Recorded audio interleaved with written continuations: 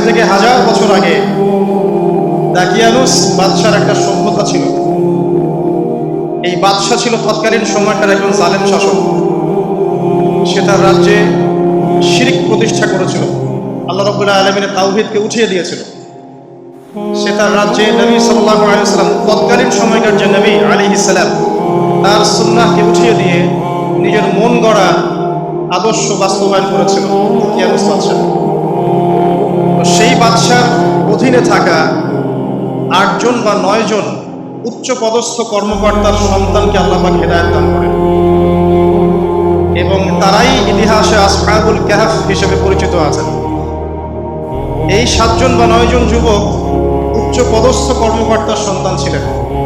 তারা তাওহীদকে চিনতে শিখলেন, আল্লাহ রাব্বুল আলামিনকে চিনতে শিখলেন, শিরকের সাথে তাওহীদের আপোষ করলেন না, সুন্নতের সাথে চলমান জাহিলিয়াতের আপোষ করলেন না। এর ফলশ্রুতিতে তাদের উপর নির্যাতন নেমে আসলো। রাজা তাদেরকে 3 দিন সময় দিলেন।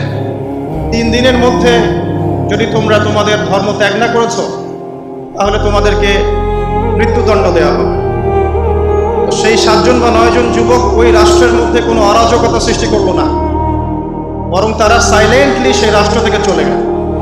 সেই ফিতনাপূর্ণ জাহেলি পরিবেশ থেকে নিজেরা আস্তে করে সরে গেল, সেখানে কোনো রকম ফাসাদ সৃষ্টি করলো না। যাওয়ার সময় তারা একটা কুকুরকে সাথে নিয়েছিল, যেই কুকুর বছরের পর বছর তাদেরকে পাহারা দিয়েছে গুহার মধ্যে। চলতি পথে একটা গুহায় তার আশ্রয় নিয়েছিল, যে গুহার মধ্যে তারা ঘুমিয়ে পড়ে এবং আল্লাহ রাব্বুল আলামিন 309 বছর পর তাদের ঘুম ভাঙান। 309 বছর পর যখন ঘুম ভাঙলো, তারা ক্ষুধার্ত ছিলেন, একে অপরকে জিজ্ঞাসা করছিলেন যে কেন লাবিসতুম, তোমরা কতদিন ঘুমিয়েছো? একজন বলছিল লাবিসনা ইয়াওমান আও বা'দা ইয়াওম, আমরা হয় একদিন ঘুমিয়েছি বা একদিনের কিছু অংশ ঘুমিয়েছি। যাই হোক, তারা ক্ষুধার্ত ছিলেন, তাদের পকেটের মধ্যে কিছু মুদ্রা ছিল, আর সেই মুদ্রা বর্তমান সময়ে চলমান মুদ্রার মতো ছিল না। বর্তমান সময়ে যে চলমান যে মুদ্রাগুলো আছে, যেখানে গোল্ড এবং সিলভারের কোনো অনুপ্রবেশ নাই, যদিও বা কোরআন এবং সুন্নায় গোল্ড এবং সিলভারের কয়েনের কথা আছে, তবে পশ্চিমা সভ্যতা এটাকে হারাম করে দিয়েছে। আর পশ্চিমা সভ্যতা কোনো কিছুকে হারাম করে দিলে সেটা সারা বিশ্বেই হারাম হয়ে যায়, আর পশ্চিমা সভ্যতা কোনো কিছুকে হালাল করে দিলে সারা বিশ্বেই সেটা হালাল হয়ে যায়। পশ্চিমারা যদি বলে পর্দা হারাম, বিশ্ববাসী বলবে হারাম হারাম।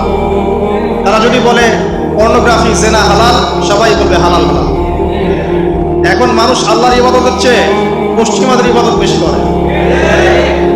আর এটা বলে রাখি, সূরা তাওবার 31 নম্বর আয়াতে আল্লাহ পাক বলেছেন, কেউ যদি আল্লাহ পাকের হালালকে হারাম করে নেয় আর আল্লাহ পাকের হারামকে হালাল করে নেয়, এটাকে আল্লাহ পাক কুফরি এবং শিরক বলেছেন।